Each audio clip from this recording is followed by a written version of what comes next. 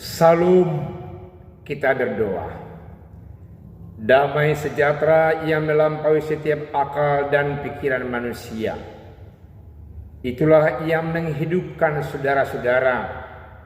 Dan itulah yang memberkati saudara-saudara di dalam Kristus Yesus Tuhan kita yang bangkit itu. Amin.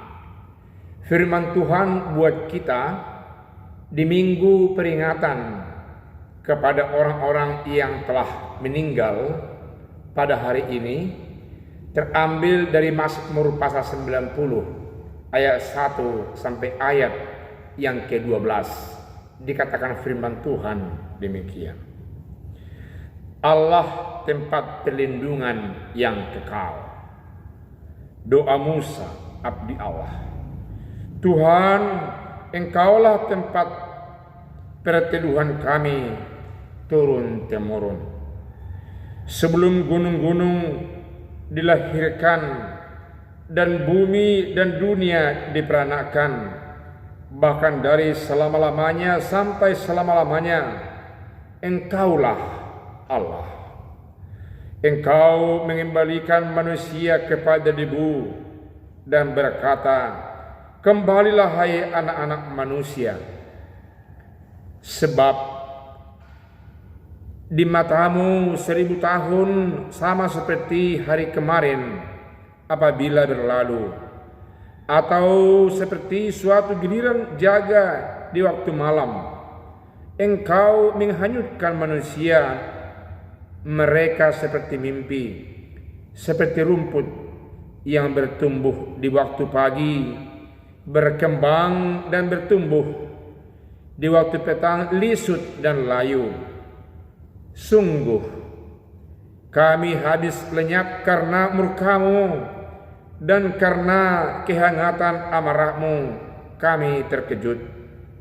Engkau menaruh kesalahan kami di hadapanmu, dan dosa kami yang tersembunyi dalam cahaya wajahmu. Sungguh segala hari kami berlalu karena gemasmu. Kami menghabiskan tahun-tahun kami seperti keluh. Masa hidup kami 70 tahun, dan jika kami kuat 80 tahun.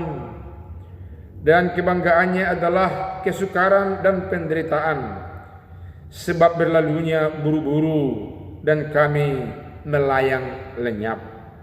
Siapakah yang mengenal kekuatan murkamu dan takut kepada gemasmu? Ajarlah kami menghitung hari-hari kami sedemikian, hingga kami memperoleh hati yang bijaksana. Demikian firman Tuhan.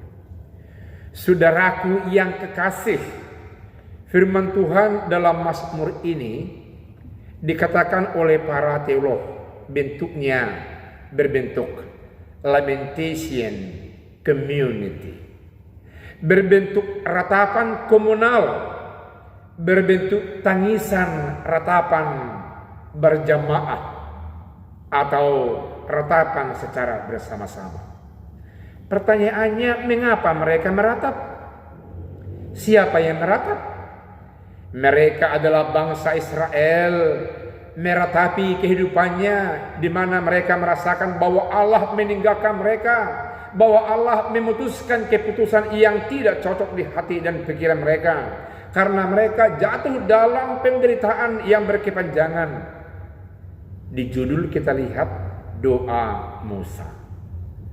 Kita melihat bahwasanya ini dari penelitian literaris disampaikan pada akhirnya pasca pembuangan di Babel, berarti sudah berada di Yerusalem. Kalau kita merujuk soal penderitaan, boleh kita katakan bahwasanya bangsa Israel sampai di Yerusalem dari pembuangan Babel tetap merasakan banyak penderitaan, dan ada yang merasakan seolah-olah Allah tetap jauh dari mereka, karena mereka harus menghadapi, harus memulai, harus menggumuli hidup yang begitu keras, yang begitu sulit, karena dulunya Bait Allah dan Yerusalem dihabisi oleh Nebukadnezar dan kini mereka harus memulainya.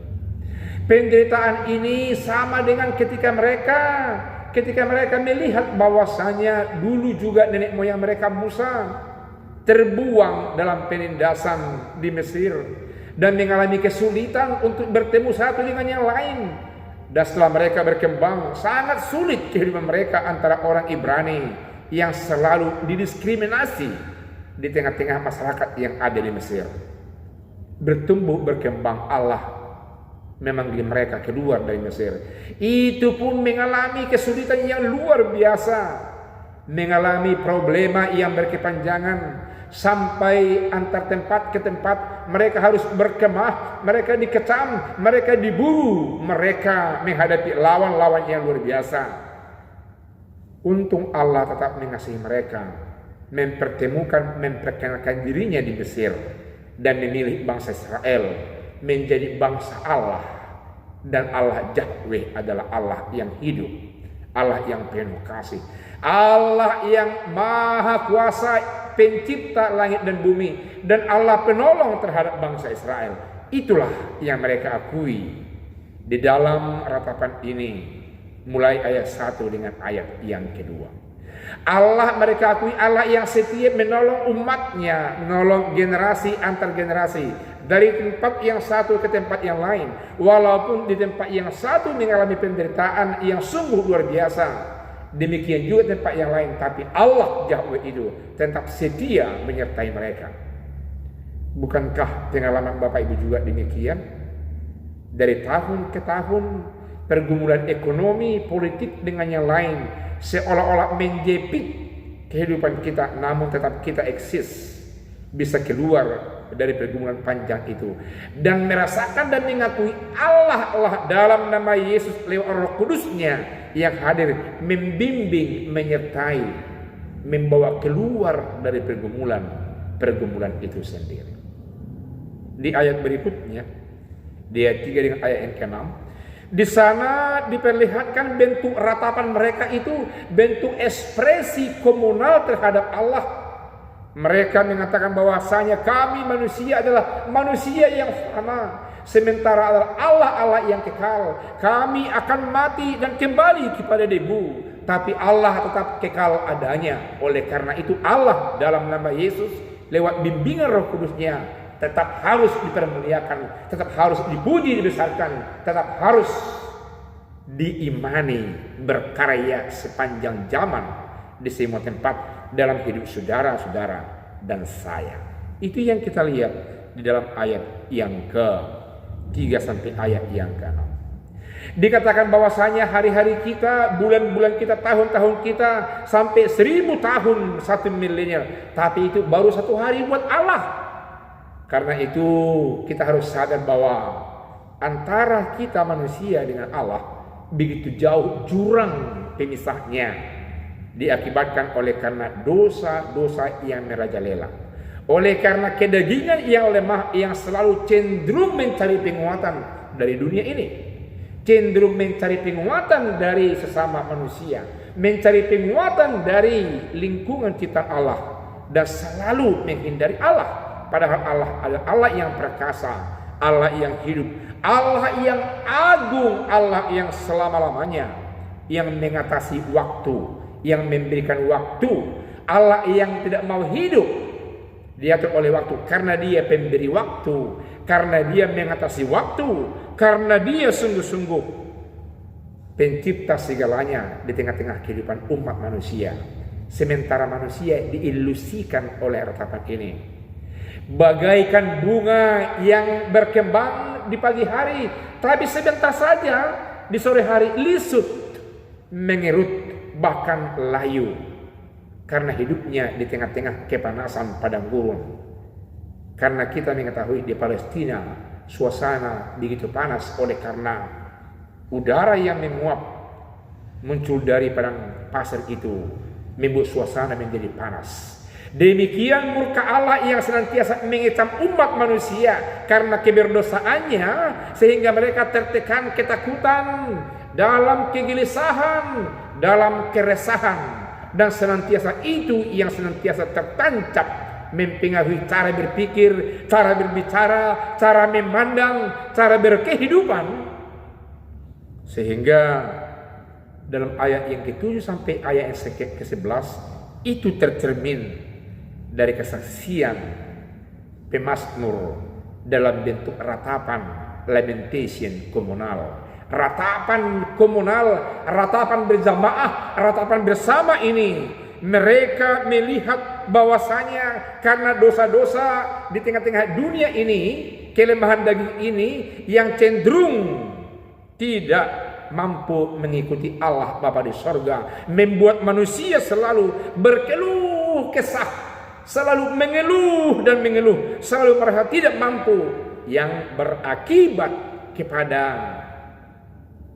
umur yang relatif singkat. Dikatakan dalam ayat-ayat yang berikutnya kita lihat bahwasanya akibat kebiasaan mengeluh, akibat kebiasaan takut oleh karena tekanan dosa itu, umur kita, umur manusia menjadi pendek 70 tahun, dan jika kuat hanya bisa 80 tahun. Saudara aku yang kekasih, konteks firman ini dulu masa Musa. Hidup orang ada yang sampai 500 tahun, 900 tahun, jarang di bawah dari 100 tahun. Tapi dikatakan firman Tuhan, oleh karena keluhan, oleh karena tidak mau melihat Allah yang senantiasa hidup selalu bersama dengan mereka, keluhan itu memperpendek usia mereka. Karena itu saudara yang kekasih, yang bersentuhan dengan firman Tuhan ini, jangan mengeluh, jangan meratap, jangan selalu sedih. Keluarlah dari persoalan itu bersama-sama dengan Tuhan dalam nama Yesus, lewat Roh Kudus-Nya yang senantiasa memberikan hati yang gembira. Hati yang gembira adalah obat dari segalanya secara rohani. Akhir-akhir ini saya melihat ada satu berita di mass media mengatakan bahwasanya penentu dari umur panjang ada 8, bukan olahraga, bukan makan, bukan tidur yang cukup, tapi yang pertama adalah sikap kita meresponi keadaan hidup sehari-hari. Harus dalam kondisi yang cerah, yang tenang, yang gembira, yang sukacita, yang santai bersama-sama Allah, untuk menikmati, melihat hidup ini sebagai anugerah berkat yang diberikan Allah dalam kehidupan kita. Amin, saudaraku yang kekasih. Jadilah seperti itu. Jikalau kita merasakan banyak tekanan, selalu gelisah oleh karena dosa-dosa kekurangan kita, itu memperpendek dari umur kita yang tadinya diberikan Tuhan mungkin kemungkinan panjang, tapi dikatakan 70 tahun, dan jika kuat menjadi 80 tahun, itu pun selalu dibarengi dengan kesusahan dan penderitaan. Itu pun dibarengi dengan pergumulan-pergumulan yang tidak kuat, pergumulan-pergumulan yang lemah. Saudara, meski mereka mendengar, melihat firman Tuhan ini sebagai firman yang hidup, yang mengatakan bahwa usia itu menjadi pendek oleh karena sikap hidup yang terus mengeluh dan merasakan ada tekanan karena keberdosaan. Lepaskan sekarang juga saudara-saudara dari pergumulan, dari sikap hidup yang seperti itu, agar saudara sehat secara iman, sehat secara rohani, sehat secara jasmani, sehingga memperoleh berkat yang dari Tuhan, dimungkinkan berpeluang untuk hidup bertambah panjang jumlahnya usia kita di tengah-tengah dunia. Karena itulah dalam ayat yang ke-12 sebagai akhir dari renungan khotbah kita di minggu peringatan Ia meninggal ini, dikatakan karena itu bermohonlah kepada Tuhan, karena itu bermohon sungguh-sungguh kepada Tuhan untuk memperoleh hati yang bijaksana. Hati yang bijaksana perlu kita tekankan bahwasanya bijaksana berarti melihat Tuhan senantiasa terlibat dalam setiap putaran hidup kita, hari ke hari, minggu ke minggu, bulan ke bulan, tahun ke tahun, milenial ke milenial. Allah menyertai, memberkati kita, dan jika demikian kita melihat ada Allah yang membimbing kehidupan kita, sehingga sungguh-sungguh hidup kita ini menjadi terasa nyaman dan segar karena ada Allah yang senantiasa menyertai kita. Belajarlah setiap saat setiap hari, setiap pagi kepada kekuatan firman Allah, supaya kamu bisa menghitung hari-harimu yang penuh dengan hikmat yang dari Tuhan, agar saya, saudara tetap sehat, diberikan oleh Tuhan lewat kuasa Roh Kudus-Nya. Saudaraku yang kekasih, di minggu peringatan yang meninggal ini, saudara meski mengingat bahwa saudara juga akan meninggal, tapi sebelum saudara meninggal, sebelum saya meninggal, mari bersuka cita menghitung berkat anugerah Tuhan dalam kehidupan kita. Jangan selalu menghitung dosa-dosa yang menekan dan mengeluh, karena itu bukan membangun kemakmuran iman percaya saudara dan saya. Tuhan Yesus memberkati. Amin. Kita berdoa. Terima kasih firman Tuhan yang mengubah pandangan kami di tengah-tengah dunia ini. Sekalipun tubuh kami dari materi yang cenderung untuk berbuat dosa, mengikuti kehendak dunia, kehendak daging kami, biar kami senantiasa menghitung hari-hari kami, bahwa di tengah-tengah hidup yang sedemikian ada Allah yang berkuasa dalam nama Yesus lewat Roh Kudus-Nya yang menyertai, memberkati kami, hingga kami beroleh hikmat menghitung hari-hari kami yang ada Allah bersama-sama kami.